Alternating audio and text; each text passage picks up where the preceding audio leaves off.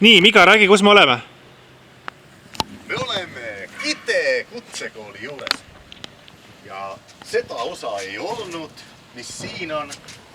Aga siin üleval, mis need aknad paistavad, seal me elasime.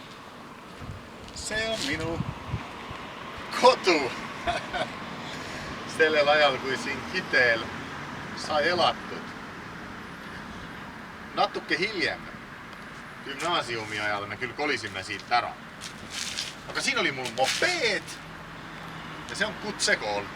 Praegu ka. Mis sa õppisid siin? Mina olin põhikoolis, 8. klassis, kui me elasime siin. Isa oli siin kojamees. Ja mis aastad need olid? Ei mäleta neid, seda peab keegi vaatama üle. 90. Natuke enne ikka. Ma olen sündinud 1973 ja millal ma 8. klassi läksin. Numbrid ei ole minu kõige tugevam külg. Mõni lõbus lugu ka selle majaga seoses veel?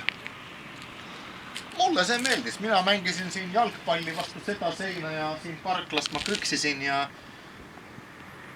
polnud häda midagi. Ta näeb üsna sünge välja, aga kodu ikkagi.